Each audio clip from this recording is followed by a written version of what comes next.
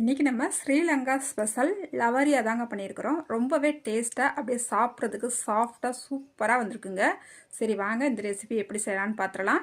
இந்த ரெசிபி செய்கிறதுக்கு ஒரு கப்புக்கு பச்சரிசி மாவு, ஒரு சிட்டிகை உப்பு, ஒரு டீஸ்பூனுக்கு நெய் சேர்த்துக்கலாங்க. நெய் சேர்த்துட்டு மாவோட எல்லா பக்கமும் படுறாப்புல நல்லா கலந்து விட்டுக்கலாம். இப்போ நல்லா தண்ணியை கொதிக்க வச்சு எடுத்துருக்கிறேன். இந்த தண்ணியை கொஞ்சம் கொஞ்சமாக சேர்த்துட்டு ஒரு ஸ்பூன் வச்சு நல்லா கலந்து விட்டுக்கலாங்க.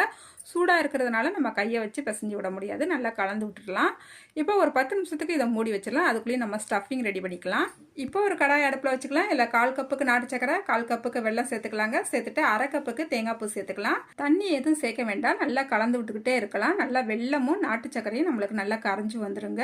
அடுப்பை மிதமான தீயில மட்டும் வச்சுக்கிட்டு நல்லா கலந்து விட்டுக்கலாம். இப்போ பாருங்க நல்லா கரைஞ்சி வந்துருச்சு. இந்த நேரத்தில் ஒரு ஸ்பூனுக்கு ஏலக்காய் பொடி சேர்த்துக்கலாம், ஒரு டீஸ்பூனுக்கு நெய் சேர்த்துக்கலாங்க. நல்லா சரியான பக்குவத்துக்கு நம்மளுக்கு ஸ்டஃபிங் ரெடி ஆயிடுச்சு. இப்போ அடுப்பை ஆஃப் பண்ணிடலாங்க.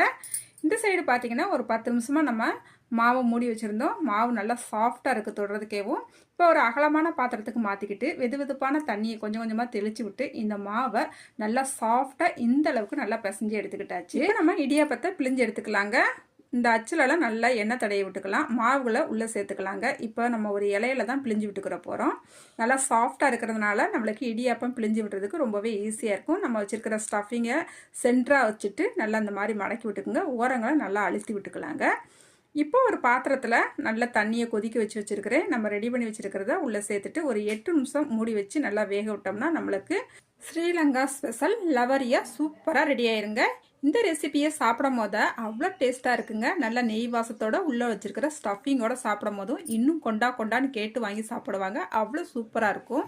இந்த டேஸ்டான ரெசிபியை நீங்களும் ஒரு முறையாவது ட்ரை பண்ணி பாருங்கள். அடுத்த ஒரு வீடியோவில் பார்க்கலாங்க. பாய்.